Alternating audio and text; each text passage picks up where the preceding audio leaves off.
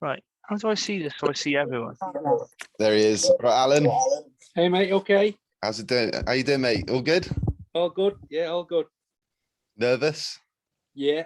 Yeah, I know. Me and G were just having the same conversation. Yeah, I was just watching the footy earlier and I couldn't concentrate on the football for this. Yeah. I spent the whole footy explaining it to my father-in-law how it works. Yeah. And he still don't understand. But there we go. I just thought all that losing's worth it now. That's the whole thing, isn't it? Mm. Yeah, you think about the Knicks last year, don't you? And yeah, it went tits up for them. Yeah. So what we're going to do, Al, I'm probably going to repeat this a few times when people jump on. We'll give it like a good 5 minutes or so. Just have a general chit chat when everybody's joining. And then we'll go through a few things. Dante's hopefully joining us in about 10 to 15 minutes. And then we can do a bit of a Q&A with him, hopefully. He's going to be at the Harry Buffalo's bar. So they're going to meet us there. They're going to meet us there. Like we're going to be I there. wish. We're there in spirit. Yeah. Yeah. How you doing, guys? Biff. Right, Biff. Hi, All Paul. right, matey. All right. How's it going? All right. You all right, Gary? All right. Hey, how you doing? What's up, mate? Yeah, here for a draft lottery. Guys, can you flip your camera and back up again? There you go. Yeah. Sweet. You're right, Adam. Can you hear us, mate? Yeah, loud and clear. You're right. Good stuff. Yeah, good, mate. Thanks for joining us. Yeah, no, thanks for hosting it. That's all right. No worries. Gary, no worries Adam, how you doing? Yeah, all right. We've got about 20 odd of us signed up to jump on here. So we'll see how many jump on. So we're going to give it 5 minutes and just wait for everybody to sign on. You can go for your wee now, mate. Can I? I've still got to add a few people in yet. I've got a spare cup here just in case. No, joking. I wouldn't do that to you. Nerves. It's definitely nerves, mate. 100%. So what spot we going for? What spot we getting, lads? 1. I'm predicting. We've gone for a 1. I think we're all wearing 1. I think we're all wearing 1, aren't we? We've gone for a 1. We've gone for a 1. I've turned up without gear. I feel underdressed. I've come from the football, so I'm yeah. How was it? How was it? It was pretty good. Yeah. Decent. So good. Just good to get through, and then last 16 at Wembley now as well, which should be good. Yeah. I don't think there's any Scots in there. What was it like when they were singing about Scotland losing? Yeah, that was quite entertaining. Was it? Yeah, the Scotland get battered everywhere they go chant went down. It feels a little bit hollow when it's Scotland get battered everywhere they go, apart from England, which is probably, not ideal. Absolutely, good stuff. What's it like with what was it, 50% capacity or 25? Only 25, man. It's 22,000 in there, I think, but we're up to 50% capacity for the knockout. So it's still a pretty good atmosphere, to be honest. I think because a lot of people that were there are probably people that go quite a lot, so it was still pretty noisy. Yeah. Sweet. What's up, guys? If you just joined us, how you doing? Hey guys, how are we doing? So Steve, nice to meet you. How you doing? Finally meet you. Me and Steve have been having some banter on Twitter earlier. He's a big Man United fan, and his mum and dad call him Stevie. I was like, yeah, there's only one. You can't be a Man United fan and be called Stevie. Cheers for the introduction, mate. I really appreciate that. What a great start. Nice to meet you, fellas. No worries, man. No worries. You all right, Josh? How's it going? Hi, lads. You all right? You're right. How's it going? How you doing? Good stuff. I think we've got a couple more people waiting to jump on, so we'll wait to see if there's a few more. But yeah, guys, thanks for jumping on. This is something new we're all doing. I think we're all a bit nervous to see what's going to happen this evening. Anybody got any thoughts where we're going to land? I've got my number one jersey up. I've got McGrady up at the back. I've got Evan Fournier number 1 on this, so I'm hoping for a number 1 pick. That's my theory. Mate, number 1 t-shirt. Got to go for it. Exactly. Absolutely. From the Tracy McGrady Hall of Fame induction night. So I went for the number 1 shirt. Got to do it. You'll have to explain that story, Paul, if they haven't heard it before. Yeah. was very fortunate in that on one of the previous podcasts, we had a friend of mine, Sabrina, come on, who works for the Magic. We were over in Orlando in 2018, and we got invited along to the Tracy McGrady Hall of Fame, Orlando Magic Hall of Fame induction to represent the fans. So we arrive thinking, well, this is going to be interesting to see what happens. To be told, just sit where you want. So see these couple of seats open, just plonk ourselves down on the second row. Turns out I ended up being sat with Tracy McGrady's family, taking photographs for the family. His wife handed me her phone to say, "Can you just grab us a couple of snaps whilst we're taking the vote, whilst we're having the award given?" So I ended up sitting with his family and also ended up getting to meet McGrady at the end of it all, which was really, really cool. So that was an amazing night. Amazing.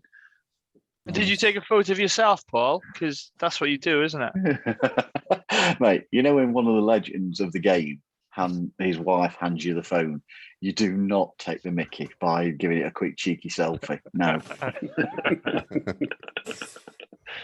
I forgot to say Geraint's here, mate. He's looking like a pilot tonight. Yeah. With his new headgear on. Yeah, you stole my joke now. That was my joke. Yeah, I've got my work PC, so and the headset, so don't wake anybody up when we get the first. I know. I think we're all in the same boat. We're all trying to sort of half keep our voices down a little bit. Yeah. Yeah, Definitely, doesn't matter here, definitely. Until 2:00 when they announce we're number one, and then we can wake everybody else up. Yeah, so we've got a couple more people to come in. Hopefully should be joining us. I don't know if you guys have been listening to the podcast. Hopefully you have. We had Hank Taylor on, I don't know, 5-6 episodes ago, who's the PA announcer for the Lakeland Magic. He also made his debut for the Magic. I think it was the Boston game, wasn't it, G? Boston on last Wednesday. Towards the end of the season. So he's going to hopefully join us for some of the watch party in the next hour. I said to the guys when they first jumped on, Dante's going to be jumping on with us in about 10 minutes.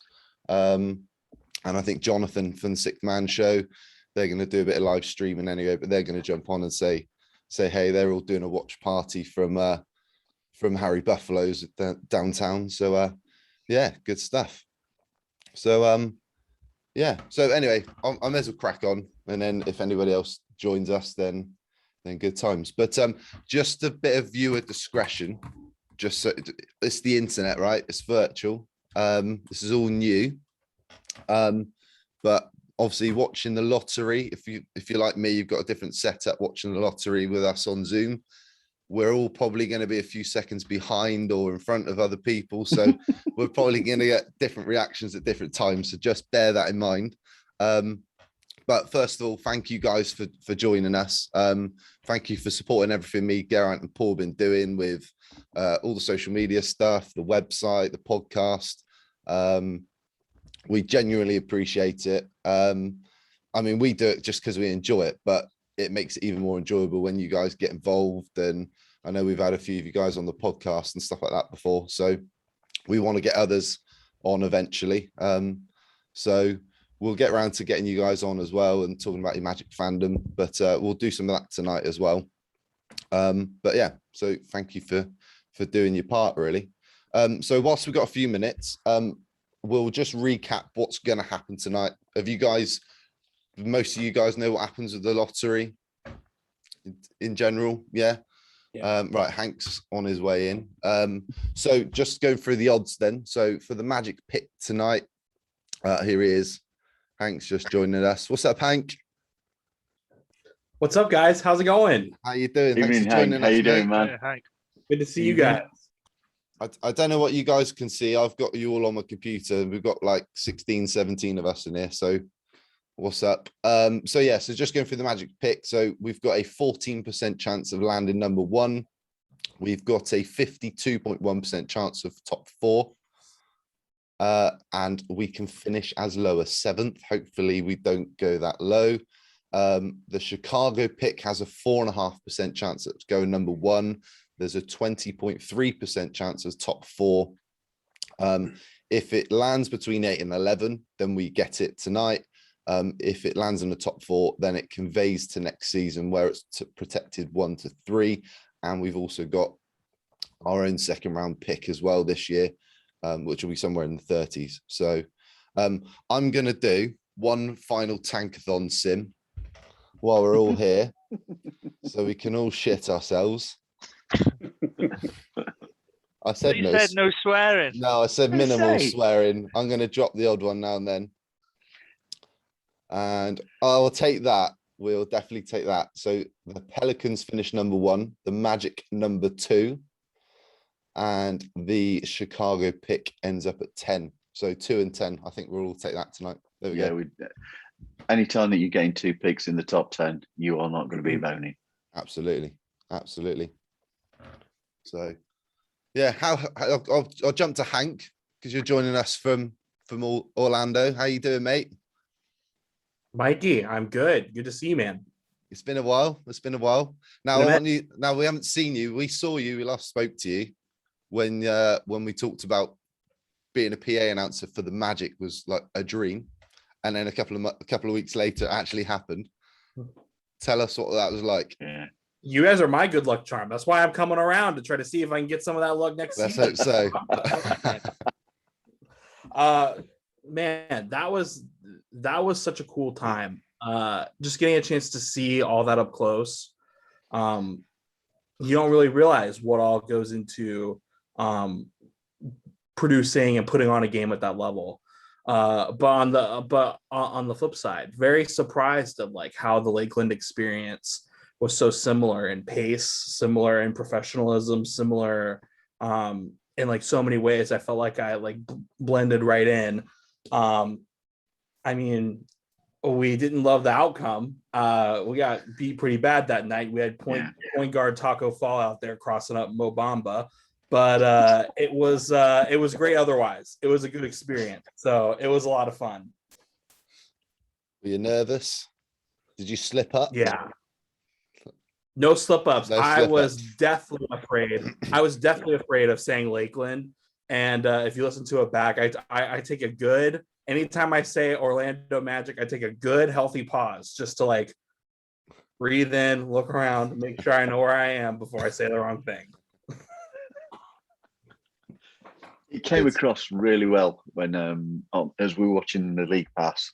You came across really well. It sounded brilliant, man. That's good. Glad to hear it, Paul. And it looks like you're not on the mend this time around. So hey, all good. No calamities. No calamities, my man. It does happen occasionally. Occasionally. More than occasion. Good stuff. Has anybody got any questions for Hank at all? If you want to jump on in. I mean, I'd love to hear you do a mock announcement for Cade playing. I don't know if that's going to. I don't want to jinx it. We'll do if he comes if we get number 1, we'll do it after that. How's that? Is that a deal? Sounds a deal. Absolutely. What's your how many have you got other opportunities to be doing this, Hank, or was it a one-off, or what does next season look like for you? It's hard to say. People at our level, we're getting reviewed and decided on every year. So I've been with Lakeland for 4 out of 4 seasons. I feel pretty confident that at bare minimum, I'll at least go back there. But I like to think that we made a pretty good impression at the NBA level. So even if I don't get, the full-time gig, maybe I'll at least get a chance to fill in a handful of times. That would be huge. But yeah, the main what we're really excited for is getting back to Lakeland. That would be a lot of fun. Cool. Anybody else? Is everything going to be opening up back normal for the G League? As far as what they're communicating, what they've posted, like publicly on social media, is that they're anticipating a full capacity crowd back at RP Funding Center. So that is really exciting. They've actually teased the first couple of dates. I don't know how they do the scheduling exactly, but they're able to tease about like 5 or 6 home games for every team at this stage, just to start to drum up excitement. So we know the date for the home opener. We know a couple other key dates throughout the season, and we know the last home game. the fan appreciation night. So we've got a handful of dates and information out there. So yeah, we're excited. We're excited to get back. Quality, man. Anybody else? Just jump on in.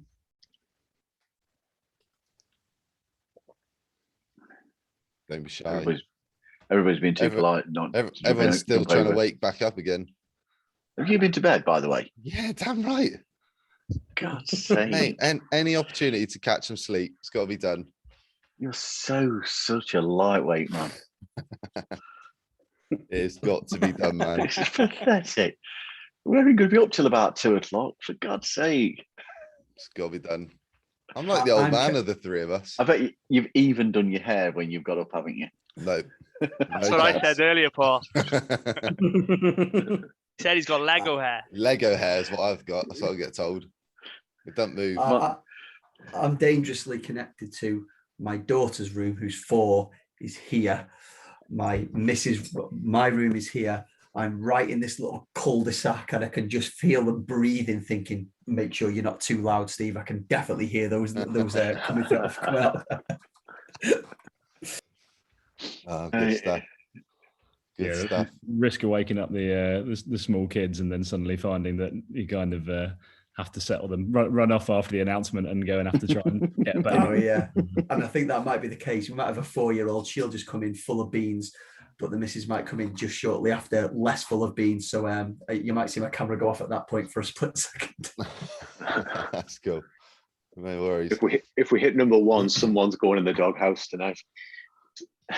If we hit number 1, our neighbours are going to know, my daughter's going to know, and the wife's going to know instantly. And I make no apology. You shouldn't. Right, guys, what we're going to do is fill in a bit of time before Dante jumps on and joins us shortly. He should be on any time now. I'm going to come to Mikey. I haven't said hello to you, mate. Thanks for joining us, mate. How you doing? Yeah, I'm not so bad, man. Just back from the pub. Yeah, good lad. That's all I hear. I think we've all brought the pub with us, so I've got some beers in the fridge there. Good lad. Yeah, crack one open shortly. Good lad. So I haven't had a chance to get you on the podcast yet, Mikey. How did you become a Magic fan? Tell us a bit about your fandom for O-Town. Well, I think it really went with it's more with the 09 team. Like around that, well, a bit before, but like I always followed them with Shaq and Penny when I was younger. Like obviously about the time, like everyone was Bulls fans and stuff, and I just wanted to be different and shit, like as you do. Yeah. Just be different from everyone. And yeah, sort of like Shaq, Penny, but it was a bit harder to watch back then for me. I don't know, like, and then like obviously, like I think I really sort of hit home with it when seeing like obviously when we had Dwight, Turk, like Jermaine Nelson, that sort of thing, and the run to the finals was just that had me then. That had me. Good stuff. Who's your favorite player on the current roster? Ooh, I think Cole's sort of pulled me in a bit. Like he's like them couple of game winners is just like really liking Cole at the minute. Obviously, I'm looking forward like Isaac. I think like if he can stay healthy, he's going to be phenomenal for us. Like he's got to have a Defensive Player of the Year award, hasn't he? Like in his future. Yeah. Well, fingers crossed. Like it's in the stars for him. Yeah. Yeah. I think that's one thing we got to remind ourselves before tonight, no matter how bad or well tonight goes, is we've got Fultz and Isaac still to come back with all these other players yet, and it's almost going to be like having two new fresh faces. So yeah, definitely. Let's go to Josh Krieber. How you doing, mate? No, I'm very good, thank you. Yeah. Good stuff. Tell us about your Magic fandom, mate. It came from 2K. 2K, so I started watching videos on YouTube, and there was this YouTuber. He did like an Orlando Magic career thing. That's how I got into the Magic. So I started watching NBA highlights, and it was just, I don't know, it was something about them. I'm not sure what it was. It was. We're not either, to be fair. So yeah, everyone's in the same boat with that. Yeah, I mean, it was 16, 17. So Elfrid Payton, Mario Zolia, Jeff Green. I think it was them. That's when I started watching, and it's just gone on from there, really. Mate, to be a Magic fan at that time, fair play. Yeah, I know. It's a bit weird. Oh well. We've all gone for it. We've all gone for it. And what about you? Who's your favourite player at the moment?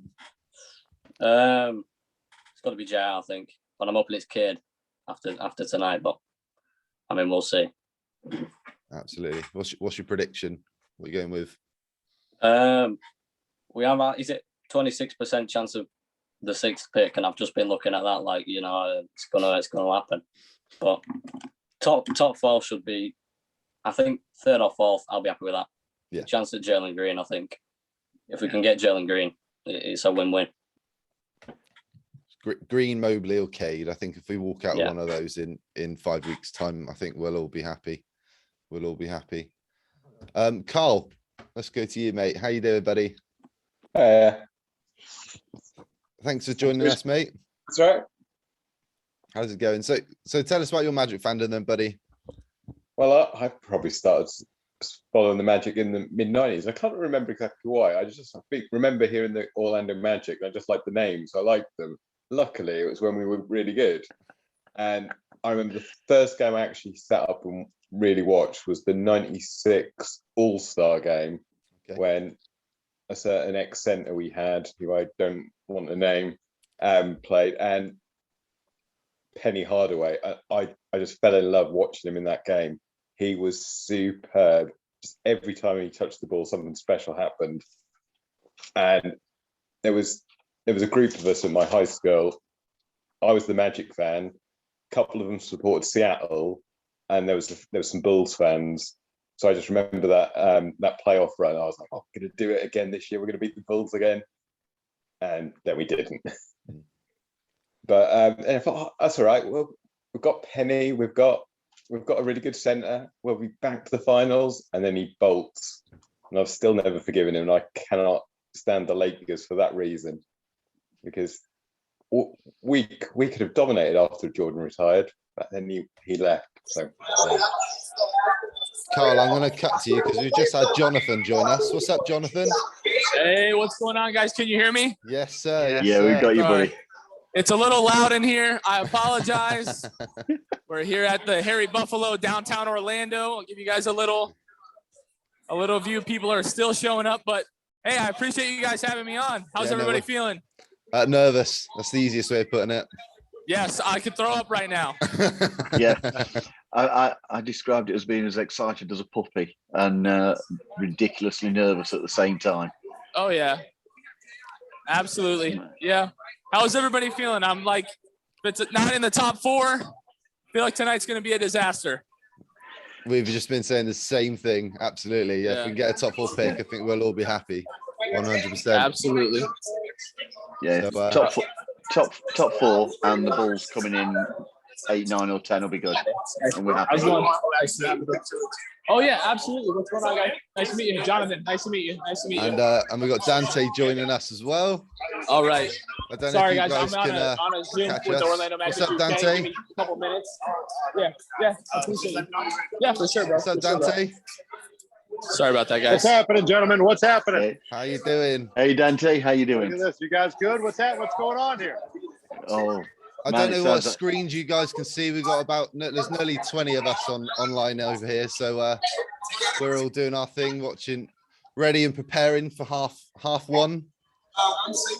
Some of us, you guys are troopers. Some of us haven't gone to bed. Some of us have gone to bed and got back up. Not mentioning What names. do we got? We got about, is it about midnight, 1 a.m.? What do we got over there? It's coming up to 1 a.m. now. 5 to 1. 5 to 1.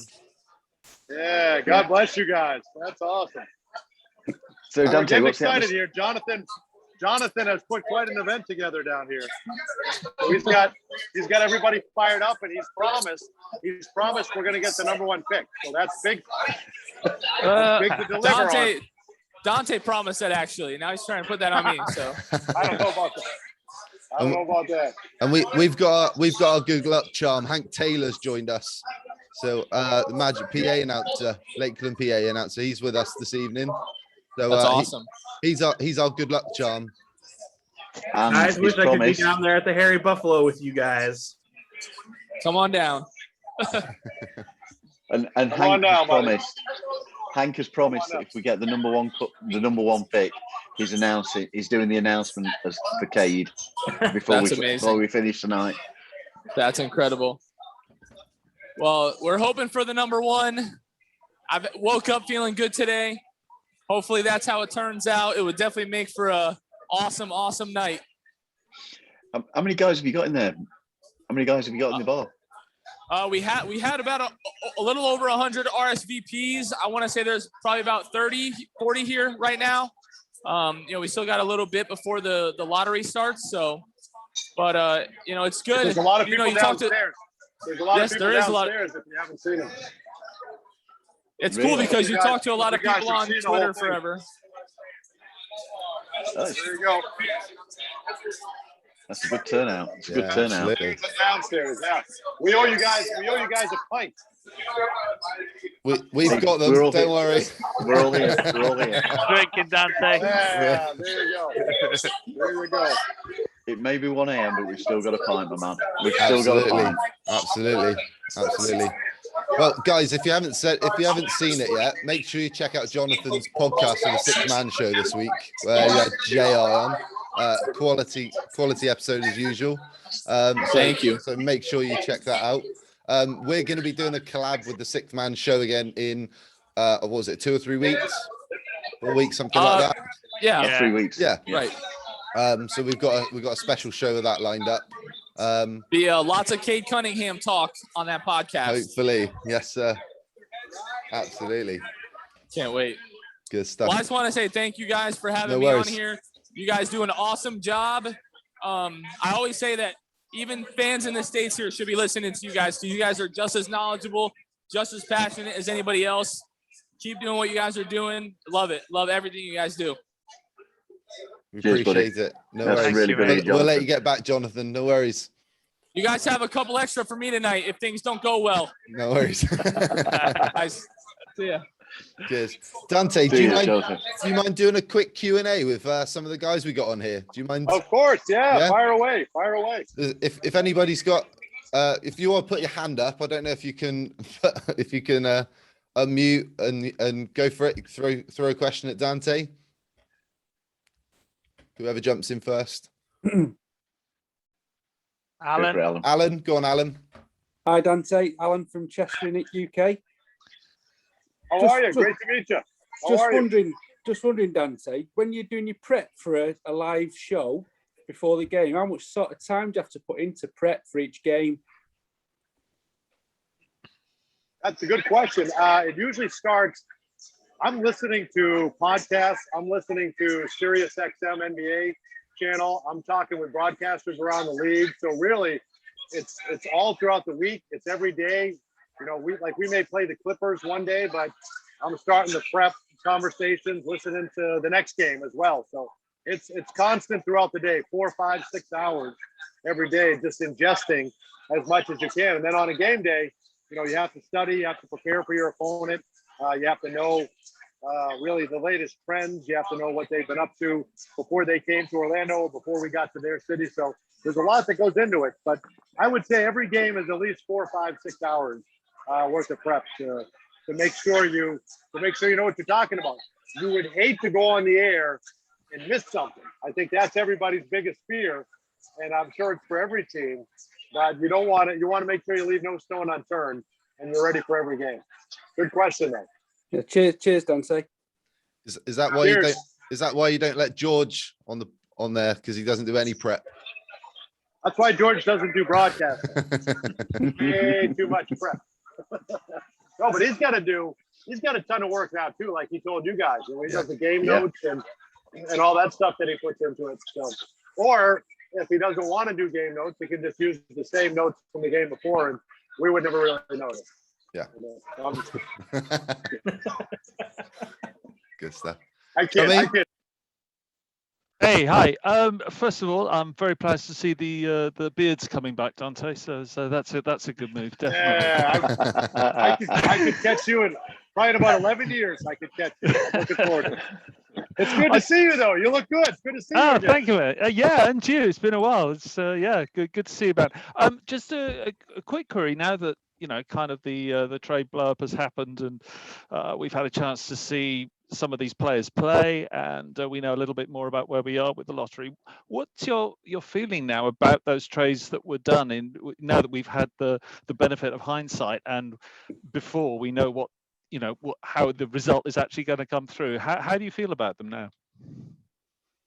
Well, I think, kind of like we did earlier, is you understand it. I think we all obviously understood it right when it happened, but I think your first instinct is, man, you wanted Vucevic, you wanted Fournier. When this team finally got to the finals, you kind of wanted it to be those guys that were going to be hoisting the trophy, and you wanted those guys to kind of reap the rewards of all their hard work. But they kind of did, because they got the team back to the postseason. They got it back, they had all-star seasons like Nick Vucevic did, and they kind of put Orlando back on the map. So they got to see some of the fruits of their labor, so to speak. But I think, once the decision's made, and you can understand this front office looking at it and saying, okay, it's been a couple of years, we've had this group together, it just might be time to go a different direction. So it's hard. It was hard when it happened, just because you get attached to those guys, and we're big fans of those guys. But now they have an opportunity to go better themselves and further their career, and we'll still cheer for them.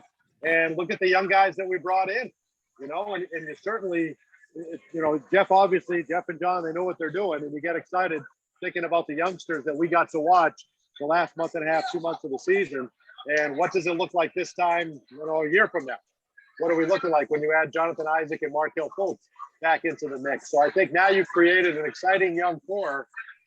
Plus tonight, who knows what happens? Now maybe you're adding 2 more top 10 picks into that mix. And then it's going to take a couple of years because they're going to be very young, obviously. But you could be setting yourself up pretty nice for the future. Okay. But you think they were worth the cash to sell? For instance, Fournier, obviously, it could have been sold earlier and all that kind of stuff. And the amount of you got back from, for instance, that trade, you still feel that the timing of those was the right time rather than to. Oh yeah, because you don't know what's going to happen with Evan. But if Evan decides he's not going to come back or resign here or whatever, then you have to get something for him. And they were able to get some draft capital as far as that goes. And he was able to go compete. He was able to go to a good franchise and still continue to play with them. Nick Vucevic was an all-star, and you were able to get a great haul for him and a couple of, first-round draft picks and a guy that could be your cornerstone centerpiece moving forward. So when you look at when you did it, it seemed like, seemed to be the opportunity to do it. And Aaron Gordon to get Gary Harris and RJ Hampton and a first-round pick. I mean, you look at what Jeff and John were able to get, and you can understand why they did it, certainly. Certainly the Aaron one seems to be the most profitable for all sorts of reasons. But yeah, absolutely. Thanks. But the thing is, we're not going to know until we get all these picks, right?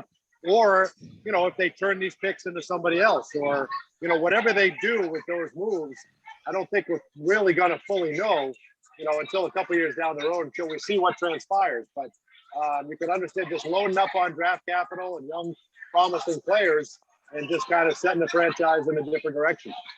But we love those guys. We love Evan, we love Vooch, and we love Aaron. They were awesome here, and we're still going to be fans of theirs and root for them wherever they are. Cool. Thanks, mate. Look forward to seeing you when I'm next in there, probably in January next year. Got it. Okay, definitely stop by. Look forward to it. Take care. Anybody else? Yep, Adam. So it looks like we're going to have a pretty exciting looking roster, whatever happens tonight next season. Who would you be sort of eyeing up as veterans who maybe aren't on the roster at the moment, but might be available either free agency or trade as someone you think could come in and be a real kind of leader and help develop them? That's a good question. And it's hard to say because that's what this front office has been looking at for the last couple of years is who might be available and who are you going to add to this. But you've got so many young guys. You do have to add some more veterans. But you've got Michael Carter-Williams is coming back, so you'll hopefully have him healthy. Terrence Ross, Gary Harris. You've got some healthy veterans that you're going to be able to add back in. But it's hard to say who's out there and who's available. And we can't really comment on it until we make any signings. So we don't really know who would be available to add to the mix. But you know all the names that are out there, and you kind of look at, to me, who's the veteran out there that can shoot. to me, this team needs to add some shooting. If you can add some shooting, some scoring, a slasher, you know, who are the guys that are out there that are going to be free agents? You've got salary cap flexibility now. Now you have the ability, you know, to come to the table. Whereas before, you couldn't really have those conversations. But now you freed up so much room that anyone that's out there, you can at least come to the table and you can have a conversation if that's who they're looking to sign. But whoever's, be it this year or next year, whoever's out there that can add some 3-point shooting that we have struggled mightily with the last couple of years, and then now your best 3-point shooters are gone. You got to find a way to me to fill that void and find some more players that can shoot and that can score. So I'll throw that back to you. Who do you like that's out there? I've been kind of thinking similar lines, like someone. I mean, I think it's probably been slightly derailed by how good their playoff run has been. But I was kind of thinking of someone like Lou Williams or someone before as someone who could come in again, has been around the block, could teach the young guards a thing or two again without some scoring firepower. I think it's probably harder to do given that their playoff run has been so good. You can imagine him sort of signing on for another year there and running it back. But that sort of profile was someone who I think would fit quite well. I think the guys like that, you have to be careful is what is their timeline, you know, and guys that could be free agents, are they going to go try to win right now? Do they want to go, you know, latch onto a contender, or, you know, who's the guy like that doesn't mind coming here and being a mentor? And listen, that's not to say they can't win next year or the year after. The goal is always to win, you know, so you get the right pieces. Why couldn't it turn around like a New York or a Phoenix or somebody like that? So yeah, you're right. Who's that guy that's out there? It'll be interesting to see for sure. There's a sort of weird thing as well. If someone like him wins a chip this year, maybe he's then kind of scratched that itch that actually he's then kind there of you go. new project on or something. So yeah, we'll see. Yeah, you're right. Yeah, you'll see. More to follow, but I like that. I like where you're thinking. Good stuff. Have you got time for a couple more, Dante? Yeah, Stevie. Sure. Hey Dante, nice to meet you. So just honing in on what you just said there about Magic needing a shooter. Like I couldn't agree more. My favorite player on the roster at the minute is T. Ross. I know he's streaky. I know he's hot and cold. One day he frustrates the life out of me, and I just want to get your opinion just on T. Ross, just in general. One night he hits 40 points.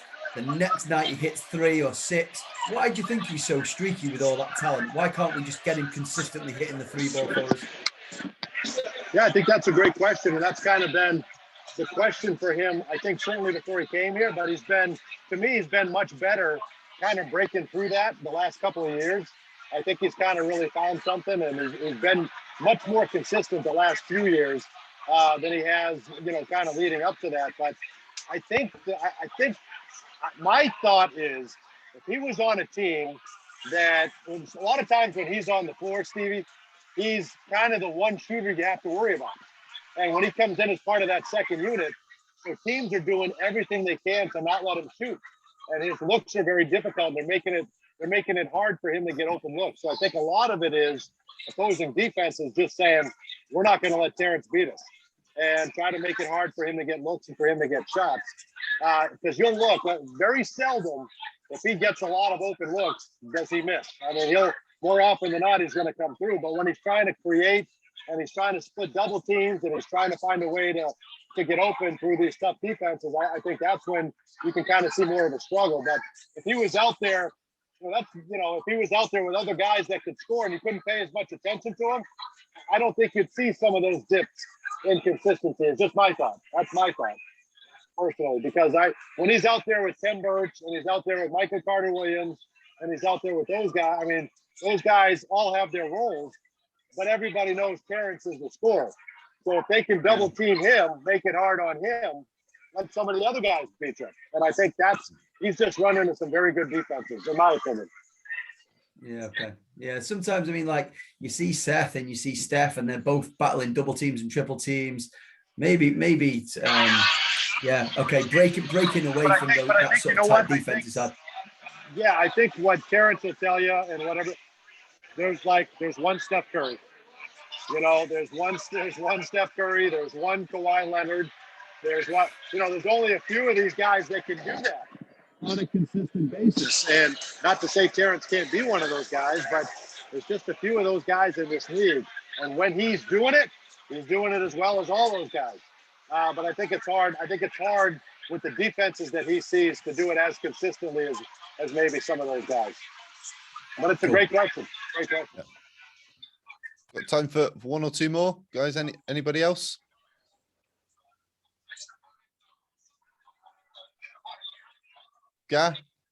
Connell? Go on, Connell.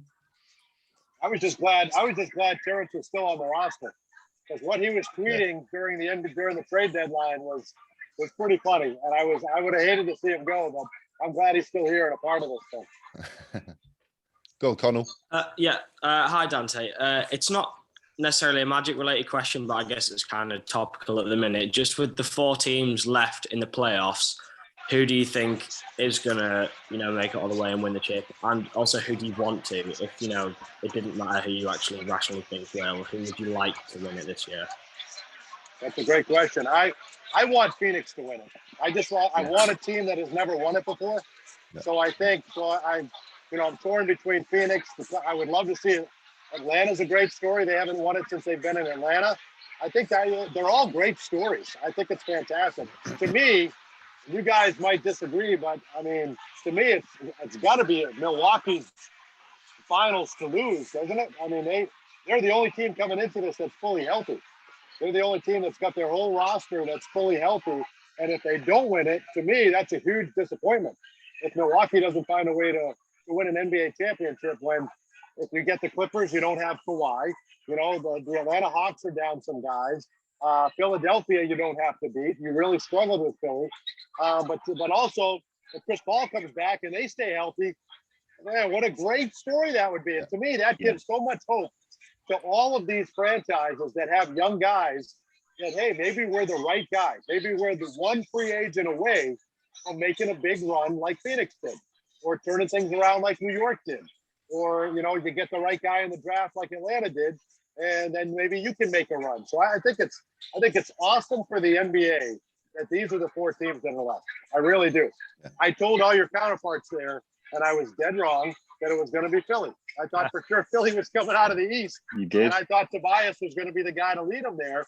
And Tobias played great in spurts, but it just, Ben Simmons, I think that was the thing you couldn't foresee that, right? That he just would have the struggles that he did going into that series. Because if they won that series, I'd love to see them play Milwaukee. But I think Milwaukee wins it, but I'd love to see Phoenix win it. Yeah. Do you think Ben's getting a bit too much hate, Dante, after Game 7? Yeah. I do. I also think we can't go 5 games where you don't shoot it at all in the fourth quarter. No, of course. That can't happen. So you have to be aggressive, no question about it. But the amount, I went in and listened. If you guys get up tomorrow morning, you have to find Philadelphia radio stations, and you have to hear what the fans are saying up there. It's unbelievable. I feel worse for the guy just hearing that. But I think they're being way too hard on him. The guy's an all-star. The guy's the former #1 pick. He'll figure it out. He's not a point guard. He's not a point guard. They'll change his position, and he'll be great, and he'll move on from there. But I think that's what it comes down to, in my opinion. But I think there's 20 other teams that would love to have the problems that Philadelphia is having right now. Exactly. What I don't get about Philadelphia is why they traded away Bridges when they drafted him all those years ago. Because could you imagine him with Philadelphia, how he's played in these playoffs? Oh, you're right. No, you're right. He was such an NBA ready player as well, and I think his mum works for the 76ers, so it was a really good story. And then they traded him away for a player they don't even have anymore. Yeah, right. Let me ask you this. Isn't it neat what Phoenix did? You mentioned Mikal Bridges, but Cam Johnson, who's 25, Bridges, who's 24. They got kind of the older guys. They got kind of the older guys that can score, that can shoot, that did something a little bit in college. And to me, that's all paid dividends for them. But yeah, Phillies, they've had their troubles. I still think they're going to be fine. They're going to add the right pieces. I think even having Danny Green changes that whole series, and they would have won. And even all that being said, 2 games they were up 25 points and blew the lead. That to me that can't happen. That's it. In 9 years, I mean, in 2 years, Philadelphia lost 9 games at home. In 2 years combined, they lost 9 home games. They lost 3 at home in that series. You just would never figure that out. We've got time for one more, and then we'll let Dante go. Has anybody else got one that you want to throw at Dante? If no one jumps in, I will. Dante. Have you caught up with Nick Vucevic since he's been back in Orlando in the off season, and how's he doing? If you have, I've talked with him. I've not met up with him. That's on the agenda to try to line up with him here in the next week or two. But yeah, he's back. I think he's in great spirits, and I think he's really excited about the situation he's got in Chicago. But you guys know it when you come and visit. I think like everybody that's come through these doors, there's a special place in their heart for this team, and I think he's always going to have that. He's one of the best players to ever put on this uniform, so he's always going to have fond feelings of Central Florida and of this organization. But I think he's very excited about what the future holds for Chicago, for sure. And he's starting a family. He's got 2 little ones, so and his kids are great sleepers somehow. I have no idea how he pulled that off. I didn't get that fortune. I don't know if you have that, Gary. No, likewise. But I did not get that. No. Exactly. Can we do this? Can we go around the room? If we get the number 1 pick, who does everyone think? Who does everyone think is the number 1 guy? Carl? Cade. Mikey? Cade.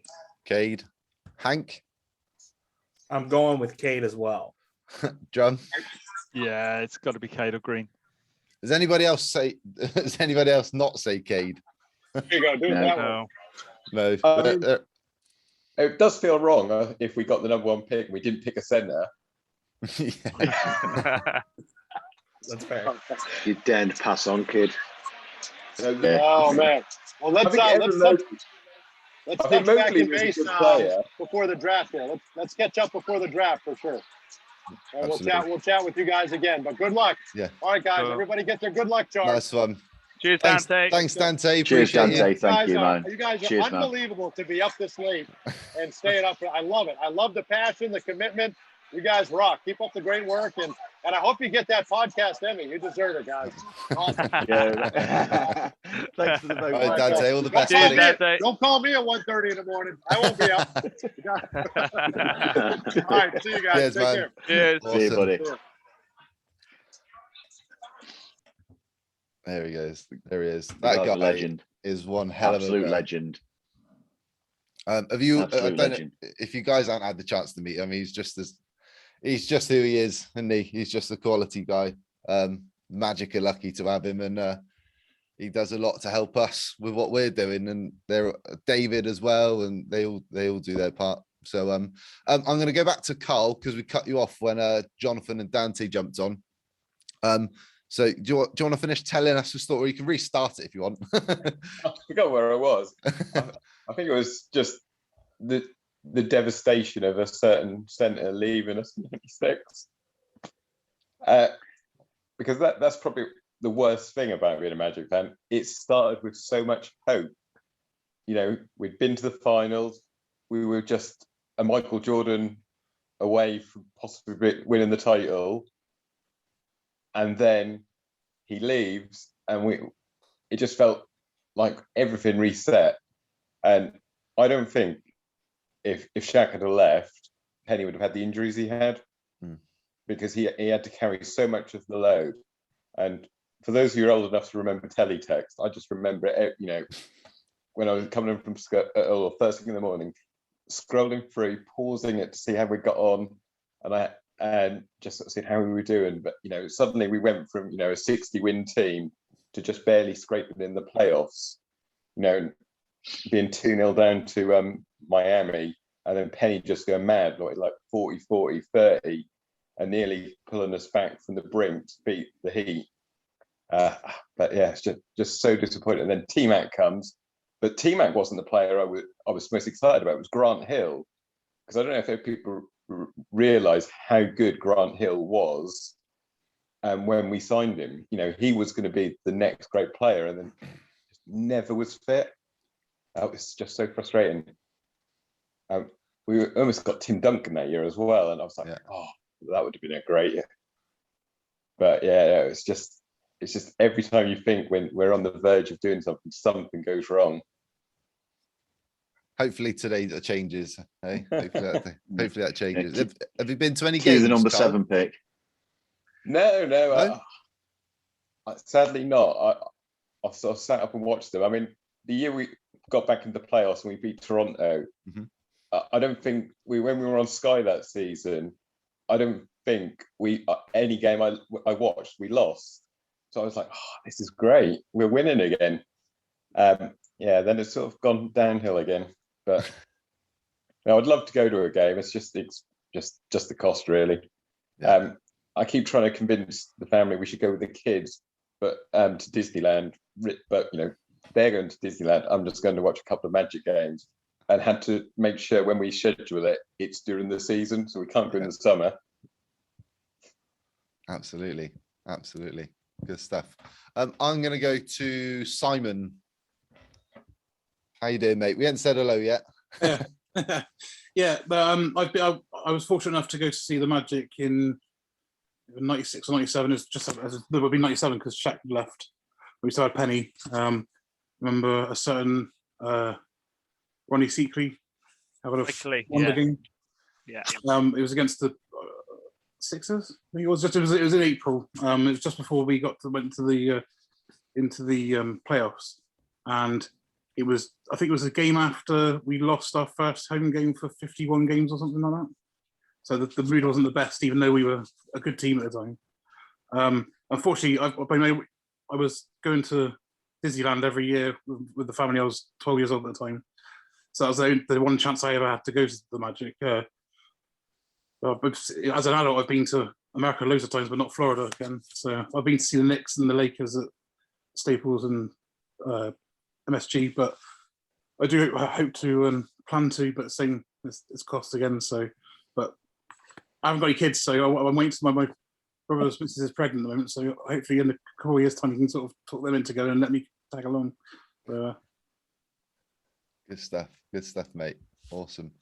I'll go to Stevie. I'll just go call you Stevie, mate. That's it. Stevie, whatever. Stevie G. I'm going to call you Stevie G. Definitely not that one. Yeah, we can Mikey, I think there's probably more Man United fans in here than there are Liverpool fans. Yeah, there probably is. I like that. Definitely. I set this email up when I was like 10, and I'm like nearly 36 now. So I probably should change the Stevie, but hey ho, I'm stuck with it now. Cheers, Nick. Great to meet everyone. So I was a Magic fan so always loved sport, any type of sport, and I went on a family holiday to Florida with my mum and dad and my brother, and I wanted to see American sport, and turned on the TV, and the Orlando Magic were playing. This is going back to Shaq, Penny, Darrell Armstrong era. Obviously, I'm sort of a real kid at this point, and I just wanted to start bouncing the basketball. From then on, by the second day into the holiday, I had the vest on, and that was pretty much it. Honestly, that was pretty much it. I became obsessed with it, took it back to the UK. All the way through high school, I ended up playing in the Manchester League. I'm only 5'8", but I played in the Manchester League for Flixton, all the way up till like 19. And then I just didn't concentrate on it as much as I probably should have done. I ended up back in football, but I always kept an eye out. And then as I got older again, through work, I work with American colleagues. And it was just like, they came over, do you want a game of basketball? And I was like, it just reignited the fire completely. I've avoided my knowledge and my gap for about sort of 6 or 7 years. And then I picked it all back up again. So T-Mac, that was always my favorite player. Anyone that can handle the ball that well just gets me excited. I loved Iverson. I loved watching watching Cole with the ball. People that can handle the ball well is something I really enjoy. So yeah, I took my fiance to go and watch us Magic last year. And I just buzz off watching the podcast and getting back up to speed. So here I am today. Yeah. Awesome. Good stuff. So it's Fultz your guy then, if you like ball handling? So I still think so. Obviously, we've got Cole, we've got Fultz, we've got Carter Williams, but This is why I'm a little bit cautious on Cade, right? And I know that it's going to go, there's an unpopular opinion here, but I think I agree with Dante completely. I know, I still think we need a proper shooting guard who can just hit threes consistently all the time. I worry about getting Cade. Like, does Cole get booted? I mean, someone goes, and I reckon it's in order to be Cade, it'd be Fultz, then Cole, then Carter Williams. But so I think with this, I think a shooting guard or a center is probably more important than a point guard at this moment in time. Guys, that's that though. If you look at the, I'm into the analytics and stuff. So I've been looking. I don't know anything about college ball. I didn't watch it, but at the 10 pick, roughly, if you look at Moses Moody, he's a sort of guy I look for us as the Chicago pick. Yeah, maybe. Yeah, I'd love the 1 and 9 pick. Thing is, I think Cade could play the 2 guard. I think he's a good enough shooter. I mean, if you look at some of his stats, he can shoot it. I'm a little bit worried probably he's not selfish enough. But then again, look at when Toronto won the title. A lot of their guard lineup was Van Fleet and Lowry. So you can play 2 guards, ball handling guards as well. I think it would work. I mean, the one I'm quite keen on is Corey Kispert, because if we need a shooter, he can shoot the lights out. I'm a bit worried he's a bit old, and I don't think he's probably has got a higher ceiling as Moody, somebody just said. So I get that that's probably a safe pick, but he's a forward, isn't he? Isn't he a small forward? Yeah, and I don't think we've got any real natural small forwards on the team, and that worries me a bit because Isaac's the 4 in my head. T. Ross, I think, is more of a shooting guard, really. So we haven't got anybody naturally who fits at small forward, unless you're going to go really small and play maybe Gary Harris there. That's probably a little small for him. And, his shooting shot hasn't come back yet. Do we keep James Ennis? Maybe his shooting's been really good last season, but he wasn't fit very much, which is unusual for the Magic to have somebody not fit. But, is he going to want another 1 or 2 year contract? He's been sort of bouncing around the league. Ennis is just like a hustler, really, isn't he? I still think we need a center. Again, might be unpopular, but I don't think Mo Bamba's got it in him. I think he's too soft. I think his heart's too small. You need someone I need a big center. I think a strong center. No, I think that's we've talked about free agency. Yeah, we can't deny we need shooting, but I do think some sort of bruising center who can just rebound to work alongside Bamba and Carter, because Carter's undersized for a center. Bamba still needs to fill out, and that's what worries me about Mobley if we selected him. I mean, to me, the best fit for Mobley would be somewhere like Minnesota, who's got a center and he can play power forward until his body fills out. Because he's just so skinny. I think he's going to have the same problems that Bamba had when we signed him. He's just too skinny to really cut it against your Embiid, against your Goberts. Yeah, I agree with that. But I personally think, right, it doesn't matter how big you are, how tall you are, how wide you are. I think you've either got that determination, that grit naturally inside you to go and compete. Right. Or you can get up to 7'2" and you can be 300 pounds if you want. But if you are not naturally a bit of a horrible so-and-so in that center, I don't think you'll ever succeed. And I don't think Mo's got that in him to be a horrible person. And I think you need to be a center. Remember Shaq? He used to rip the ring off you know what I mean? Talking of determination, I just want to ask Hank something. How good is it to see Devon back in the gym after 8 weeks after his surgery, mate? Oh man, that's an incredible story. I mean, he was playing. I mean, he was the G League Finals MVP, and just was carrying so much momentum and getting that chance in Orlando. Had that terrible injury. I mean, that was just so heartbreaking to see. But he's been really, really awesome on social media. If you don't follow him, he's so engaging. He's been very open about sharing his recovery story too. Just great. We hope that we hold on to him in some capacity so that we can see him in Lakeland again. He's just a great guy, great presence, and an awesome leader. And he can get a bucket when he needs to get a bucket too. It was a shame the injury happened after his best game in a Magic uniform. He'd lighted that previous game up, and yeah, I was gutted for him, absolutely gutted for him. Man. Yeah. So I think I've missed a couple of. I'm not going to include Al and Gary in this because we've had you on the podcast. If anybody wants to listen to that episode a little while back, we'll go through that. Who have I missed? Connell, have I come to you yet, mate?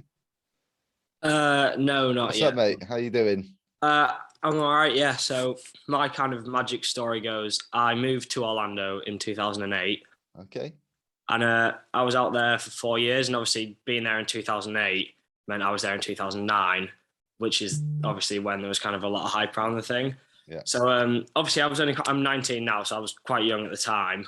But you know, when I'm there, obviously in that environment, I went to school with Shaq's kids, Jason Williams' son, Jermaine Nelson's kids. So it was all like kind of around me. And I was like kind of, you know, learning what it was. And obviously because everyone else was getting excited about it, I'd never known it before.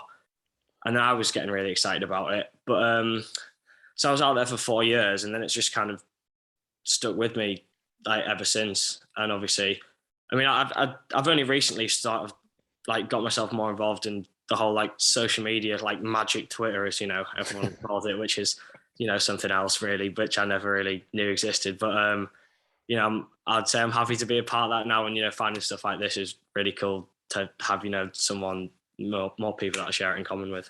Yeah, nice one. Nice. So, have you got any stories then about being at school with Shaq and Jameer's kids and all that sort of stuff? Well, I mean, it was. You keep in touch with any of them? No, I wasn't in the year group of Jameer's kids or Shaq's kids, but I was in the class of Jason Williams' son, Jackson. And we were kind of friends. We weren't close friends. We kind of had, I mean, on the playground, we were kind of part of like two rival groups, as it was back when we were about, you know, 7, 8, like that kind of time. But you know, it was all right. They all seem all right. I'm still friends with a couple of them over there who kind of, you know, mutually know them. But I don't stay in touch. But as I say, I was quite young at the time, so I'm not going to start slagging him off because I've got nothing bad to say really. No, that's cool. That's cool. I think is it just Drummy? How you doing? Yeah, I'm all right, mate. Yeah. Good lad. Good lad. So, how did you become a Magic fan then? Oh God, very briefly. I'm into basketball. I'm a fan of the Plymouth Raiders down here in Devon with the BBL, and yeah, I was going to the States. Just thought it'd be a definite opportunity to go and see some top notch. So we were going to Disneyland, Orlando, seeing the very obvious one. So that's what I did, and then got just totally hooked. It wasn't that long ago. We're talking about season 2018-19 season. But managed to see them in, what was it, January. We saw about 4 games over a week and a half. It was just before they had that fantastic run up that then got them into the playoffs, and we lost every single game. it was a great trip though, and you know, met Dante and had a good chat, and yeah, I've been a solid fan since, really. Awesome. Well, have you guys got a separate screen set up? The broadcast has just started. Like the NBA, they drag everything out. So it's probably going to take about half an hour to just pick some names out of an envelope. We can talk about who the new coach is going to be then, because that's been the elephant. That's been the elephant in the room, isn't it? All right, then. Who are you going with? Oh, me, Becky, any day. I'd be very interested to see what she does. But I know that's not necessarily the number one pick for most people. But yeah, I'd really like to see what she can do. She's a finalist for the Portland job, apparently, which I think that might rule us out of that one. But anybody else? Hank?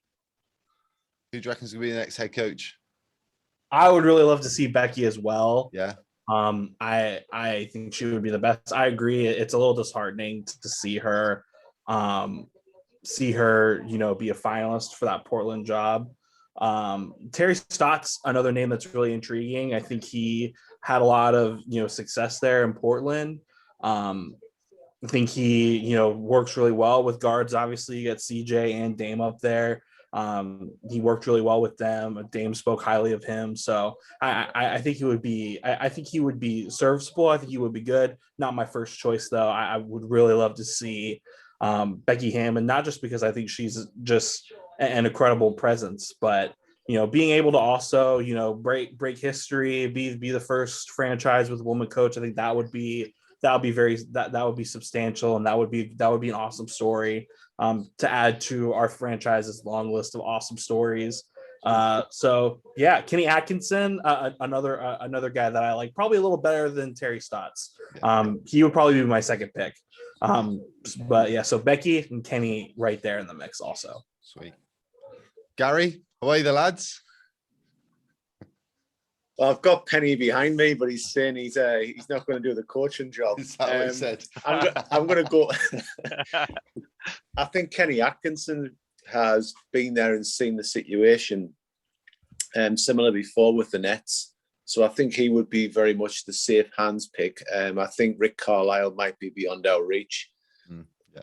So I would probably say Kenny Atkinson is as a realistic, been there, seen it, experience. But I would be totally on board if Becky came in as well. But I think the Portland news, maybe she could end up there. I quite like the idea of. Go on, Adam. I was going to say, I think she's up there for me in terms of candidates. I think she's probably my sort of second choice or so. Vanderpool, I think, is quite an interesting one as well. But Stackhouse is my number one. I think he's he'd get respect. He's tough. Like whenever I see him interviewed, he seems like he's again. He'd sort of like one of the kind of concerns, I guess, when Cliff left is that like maybe you won't have someone who calls people out and holds them accountable, which is kind of I think what you need with the young developing roster. Every time you hear Stackhouse interviewed, he seems like he's going to kind of run a tight ship, and I think the idea of doing that with the career that he had and that kind of that backing, and also he seems like again he's got a link with the front office. He's got some pretty good kind of awareness in terms of actually sort of drawing up plays and stuff. I like the idea of him as a sort of first choice, but yeah, happy with Becky, happy with Vanderpool. It seems like there's a decent kind of array of ones out there. I'd almost rather go with someone like that who's hungry and it matches the roster rather than necessarily an experienced name who maybe doesn't necessarily buy into it quite as much and is maybe just here to sort of pick up the check and get a couple of years out of it. Yeah. What about I've seen rumours of Jason Kidd and Hart and Penny. Just too soon for Penny, obviously. I don't think he's the right time for Penny. Jason Kidd, I mean, big name, wrong guy, maybe. It's just too many red flags with Jason Kidd for me. I mean, you just look at his history of some of the disruption he's caused, and his coaching record isn't that great.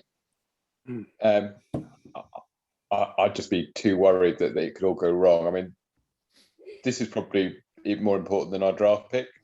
If we get this wrong, it's going to just hold back all that development, all these good young players, because they're all still potential. I mean, they're good players, but they're not the finished article yet. And if we don't develop them, then we're just going to become Minnesota or Sacramento. So we really need to get this right. I mean, I'd like Becky, but I've got the wild card I wouldn't mind. I don't hear many people talk about is Dawn Staley. I think she'd be an interesting choice, a bit out of the box. Mm-hmm. The other one, and I don't think he'd probably go, is Juwan Howard. But I think he's quite happy where he is, a bit like Penny. I'd love Penny, but not now. I think he still needs to develop at where he is as well. Give him a few more years at Memphis, then maybe the next coach would be Penny in my head. But he's only just got to Memphis. He's not really had much success yet. So just to throw him in at the deep end, I just think just too big a risk for me. Yeah. Mikey?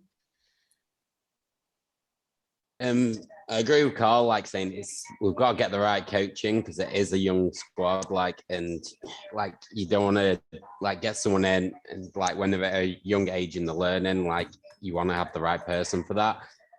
I'm still reeling a bit from Cliff leaving, if I'm honest. I would love Penny just because the connections with the team, but like Carl was saying again, it might be a bit early for him, but and I can see this stuff with Becky Hammond. I think it could be good for the team, not just like with the team generally, but like just with media and stuff, and like with it being a smaller market, just having that out there. And I think, yeah, that could be great for the team, like in that sort of manner. Good man. Josh? I think it's about development. We have a young team. We got to get the right guy to get him to the next level. Someone like Jason Kidd, I just know you stay away from him as far as possible. But I think Kenny Atkinson's the right guy from what he's done in Brooklyn. They were stupid to let him go. I know that was a Kyrie KD thing, and you know, that's, we don't know about that. But you know, I think he's one of the best coaches in the league. So you know, Kenny, Rick Carlisle, David Vanderpool, who worked, he's not joining Minnesota again under Chris Finch. But I think Chris Finch is a good coach. Wes Unseld Jr., he's a good developer. It's just about getting someone who can develop the guys young, take them to the next level. You know, they don't necessarily have to be here for, you know, however long. But I think Kenny Atkinson's the best candidate. We should have got him up already, but it's a long process. But yeah, Kenny. I think where we end up in the draft tonight might determine who's on that list and who's not. Paul? I think it has huge impact on who we potentially get tonight. As I've said before, I'm very interested in Stackhouse. I'm very interested in Becky Hammond for the position. One question I've got is, does anybody think that either of our current coaches, the assistant coaches, have got a chance? Delaney and Corbin. I think Corbin did well when he stepped in, didn't he, for Cliff? Yeah. In a few games, we've got four or five games he steps in. They did really well. My concern with all of this is, though, there's about 6 or 7 vacancies at the minute across the league. And I just hope that the guy that the front office want, they just go and get him rather than get left with who's not been picked by the 6 teams. That'd be my concern. I agree with Adam, to be fair. Stackhouse, Vanderpool will be my first 2 picks. Becky Hammond, for all the other reasons, the media, first lady coach to coach an NBA team, I get a lot of kudos in the league, a bit more national coverage. But as I say, I just hope we go out and get the person we actually want rather than just accepting what's left. That's my biggest concern about the whole thing, really. I'll put this out there too for you, Paul. You know, the other head coaching search that we care about and that's happening right now is Lakeland's. And he's going back to his alma mater. So maybe you look at some of our assistant coaches for maybe taking over that head coach spot. You got to think that would be a good jump for them and maybe transition depending on what their trajectory is in their career. But I think that because those 2 systems, the Lakeland G League system and the NBA system, are so linked and so intertwined, you got to think that Lakeland's holding off to see who they can get into their head coach before they look at who they're going to bring in down there. But yeah, that's something else to consider too. We're looking for 2 head coaches, not just one. Yeah, very true. Very true. Simon, got any thoughts, mate? One dark horse is Ime Udoka, from Brooklyn. Yeah. He's obviously an ex-player. He, I think it was when he brought LaMarcus Aldridge to Spurs, or helped towards that. That's what he was saying about. So he's got a good reputation with the ex-players and it's a former teammates and things. So he's another dark horse out there. But I'm the same with everybody else. Well, most people with Kenny. I think having a former player presence in the front office leadership or in the coaching leadership is so important, and I think we saw a lot of that.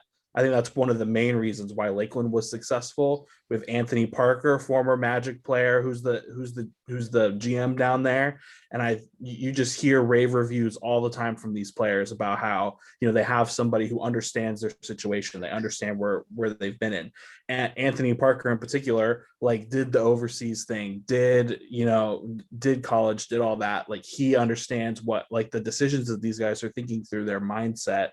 So I think being able to add in a former player perspective as a head coach, I think that only benefits us. I mean, you look back at Steve, he didn't have that experience. And I think that's key to relating to a lot of the younger guys, and just sort of, we're building that chemistry as a team. So it would be awesome to be able to add, some former player perspective as we look for these coaches for sure. I think Van der Poel fits that really well because he played a lot of his career overseas. I think he spent one season in Washington. But he could be, I think he's right up there as a candidate. I think Stackhouse, that's going to be that's who I would have a stab at. I think I said it on the podcast the other day. I think whoever we end up with the head coach, we might not even see being leaked into the media that somebody we've interviewed. I think it might be somebody a bit more low key because that's the way Weltman tends to run things. Anybody else got any final thoughts? I think we've got a few minutes before they start. Just quickly, I do find it bizarre how in a lot of American sports, so many of these coaches have got very little or no professional playing experience. Because I mean, being British, you think of football, and other than Jose Mourinho, I can't think of a single Premier League manager who hasn't been a professional footballer. Clifford never played in the NBA. There's several top coaches who've never been professional players. Yeah, and I find that a bit unusual. I mean, is that common amongst other American sports? I don't follow as many as basketball. I follow basketball more than the others. I think it might be more common in sport throughout. I don't think it's just the NBA. The NFL's a bit better than NBA. But I mean, usually the head coach is usually, if it's not someone who's coming from being defensive coordinator or offensive coordinator, quarterback coach, they usually get ex-players who then move up to head coach. But if it's gone straight in at head coach, they're usually not players. Anybody got any other thoughts? G, you've been quiet. Well, I've been listening to it all, and Van der Poel's my guy. I'm a bit disappointed we haven't heard anything about him, to be perfectly honest with you. The guys have picked up on all the positives about him. The guy's from Florida as well, so you'd like to think he wants to come home. Nice weather, no tax, etc. Other than that, though, whilst on the podcast, I thought maybe not Penny Hardaway. The more I've listened to a lot of sort of media outlets and saying he's ready, you get a few good assistant coaches with him.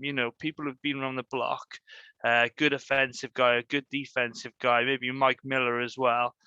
If he's ready, then why not? You look at people like Steve Nash. Now, he came out from absolutely nowhere last year to be given that Brooklyn job, and I thought that was, a bit scandalous, to be honest with you. I thought there was a lot better candidates. So why not give Penny Hardaway a go? We haven't heard the Magic. They never release anything. So they're still cloak and dagger, but maybe give Penny Hardaway a shot. If not Van der Poel, they're my guys. It's an interesting one, like you say, in terms of the coaching staff, the whole setup, right? It's not just that head coach is the one we're going to talk about because it's the one that gets all the attention. But when sort of thinking about actually developing the roster and everything around it, it's far too big a job for one person. So ultimately, I think that the whole setup they get around it is going to be crucial. And if you end up with someone like Penny, who's going to be the figurehead, having someone with that experience and a couple of old heads and someone who's kind of been around the league for a while would make a massive difference. I think he would sort of be thrown into the wolves a little bit if he was sort of there in an experienced position with just a bit of a college coaching behind him and a few inexperienced people alongside him and an inexperienced roster. It all kind of adds up. But a couple of wise kind of experienced heads alongside him, and could make a difference. But I'm still Stackhouse, Van der Poel, and Hammond as my top three. Yeah, but talking about the assistant coaches, we had a guy a couple of years ago, Chad Forcia. I loved the guy. I thought he was brilliant. He's now an assistant coach with the Milwaukee Bucks, and he's doing quite well. But he never seems to come up in conversations, which I find quite staggering, really. And before we had Clifford, I wanted him to get the job, to be perfectly honest with you.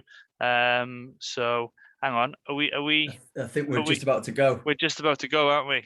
Pretty close. So and Mikey's gone. And Mikey's done a runner. I'm behind Here you. we go. I'm behind you because I'm showing that others with a chance of getting into the. So, Yeah. what do you want me to do? Do you want me to announce them as they come in? So the 14th pick, if nobody's behind me, went to the Golden State Warriors. The 13th pick went to the Indiana Pacers. Now we're just seeing a lot of smiley people. And the 12th pick went to the San Antonio Spurs. So now this is where it gets interesting. Oh, geez, in front of me. Hornets. Yeah, he's in front of me. The Charlotte Hornets will pick 11th.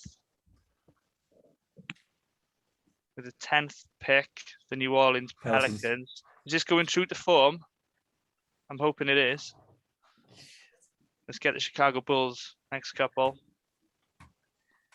The Kings go. Hang on, have I missed? I think it's exactly on form at the moment, I think. I'm muting you lot while I watch it. Okay, well, I got it announced anyway. So the Pelicans go 10. The Kings go 9th.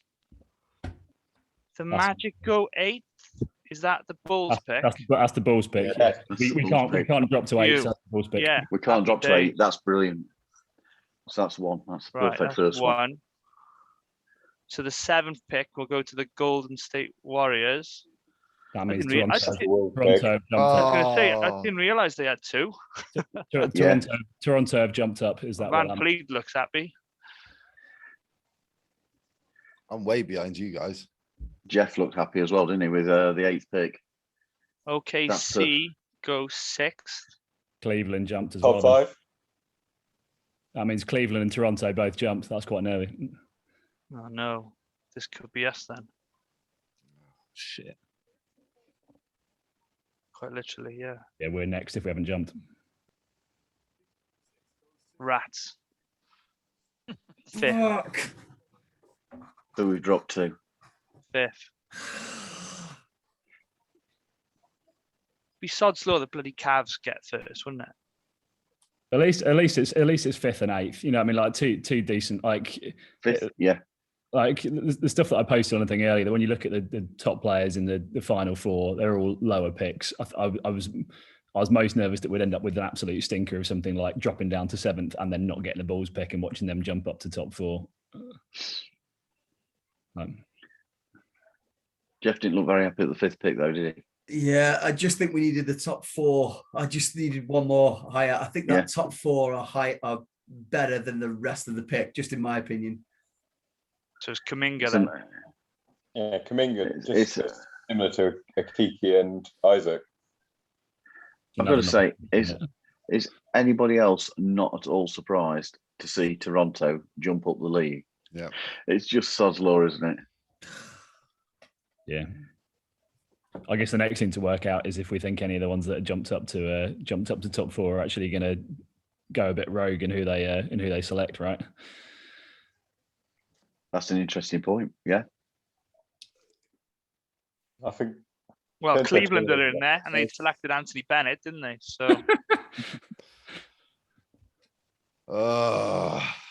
That was a shocking draft class, though, wasn't it? Yeah. Oh, I'm gutted by that, me personally, but I don't know everyone else is. I'm gutted with that. Need a drink. But I got 8. All right, look, it's as good as we could have got with the Bulls pick, and we've managed to drop 2 from the from our own pick, which is I wanted top 4. I wanted I'd rather have top lost 4. Rather have dropped the Bulls pick further down. Yeah. Though, personally. Yeah, I agree, mate. Yeah. Do you think there's any scope that we'll put the 2 together and try and tempt one of the ones above us to trade? Or do you think we've got no chance? I don't think anyone will bite. Who's top 4? So is it Cleveland, Toronto, Houston, Detroit?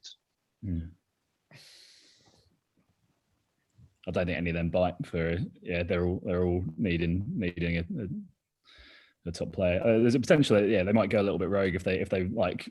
And this is probably more like if you're picking 3rd or 4th, you might go. We might get someone like Suggs drops down. Question if it feels like in almost every mock going you've got Cade, Mobley, Green. Suggs is the one that maybe drops, but as a question, do you want another combo when that's probably the strongest part in terms of the kind of potential we've got? The one good thing to look at is we can now consider people like Kaminga and people that take the small forward position. So that's one positive. Yeah, I mean, we're not worried about the future of Cole Anthony or Markel. So. Yeah, it's true. And get the 8th pick, which ain't that bad. That's what I mean. There's a few around there, like Moody was mentioned earlier and stuff. Like I think it probably means that if you got a number 1 or 2, you'd probably go with like someone like a Kispert or someone as a safe pair of hands with limited upside. I think the fact you haven't got that means you've probably got to take a swing on both your picks. But someone like it, if you pick someone like a Moody at 8, if he's still there, Kaminga. I mean, like I don't want to fall into the trap. The number of people that we've looked at in the last few years that gone, oh, he's a great player. If only he could shoot. Don't worry, we'll teach him, and it never works. But Kaminga falls into that category again, right? I mean, when you look at everything else about him, he looks like a quality player with a lot of upside. He just hasn't got the shot. So you're just trying to see if that develops. Well, Cunningham in the NBA. Partly overrated. the mock drafts that I've been watching the YouTube videos of it, and they're saying that the biggest drop is 5th to 6th rather than 4th to 5th. Yeah. So at least we're not. I guess here's an idea which we could possibly look at, and I think I'll get a lot of heat in the room possibly, but would you package the 5th pick along with players for Ben Simmons to play the 3? Interesting. No. Would you not? No. I'd have to think about that. Yeah. Yeah. Because how often do the Ben Simmons players come along? I know he's had a bad playoff series, but you got to think where we're starting from at the moment. Imagine our defense with that of him and J.I. Oh, and Juma. Yeah. Just who shoots though? That's the problem. Like, I mean, basically, you can't play like him. Like, it's the whole thing of like him and Fultz. Like the idea of playing. You kind of have to do a bit of a whole roster overall if you're doing that, which it'd be interesting. Rudy. Yeah, I was just going to say, Si. Yeah, exactly. He's the perfect 2 guard, I think, isn't he? He's still the bright side. We've got a good chance of doing well in the lottery next year. Oh, this is why I hate tanking so much. This is why I hate it so much. I'm with you, Steve. Yeah, I hate it so much. So same time next year, guys, for the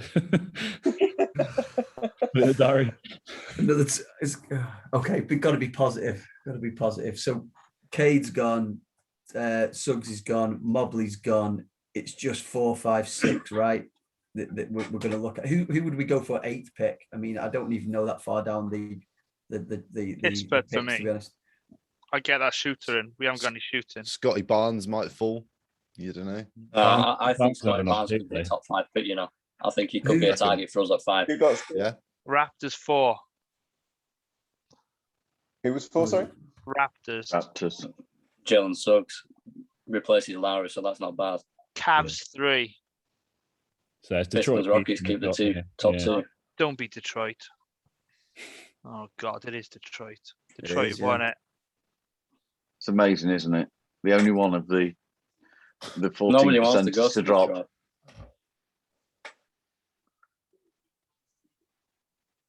Ben Wallace celebrating like he's done something. If it wasn't for the Magic, he wouldn't be in the NBA. Guys, I've got to be up in a few hours for work, so I might. No worries, mate. Yeah, mate. No worries. Tonight, but thank you very much for hosting all this, and we'll catch up soon. Take it easy. All the best, Adam. Cheers, mate. So, well, what's his name? Oh, Johnson. Johnson. He's in like the top 10. Johnson. Is that his name? I can't remember his name. He's supposed to be pretty good. And Keon Johnson. That's it. He's a guard, I think. He's supposed to be pretty good. He lands on our pick. He's down at about 15th on the board. On the big board, yeah. No, fair enough. But let's be fair. There's people that have been moved about before. It all comes down to how things work out with regards to workouts and stuff like that. It'd be interesting to see where we go. What do you think about that, Hank, as well? Say that again, Paul. No, I was just, Steve. I was just asking, Steve. Go, Steve. Yeah, just what do you think about that? It's like sort of stateside. What's your opinion on sort of 5th and 8th?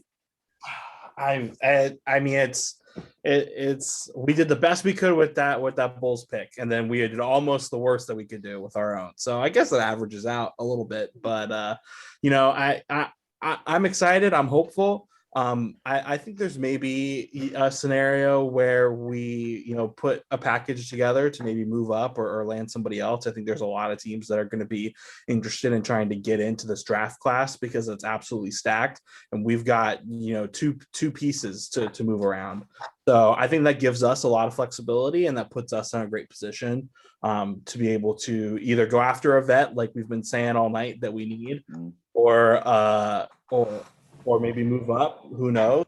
So yeah, it'll be interesting. It'll be interesting to see how it shakes out.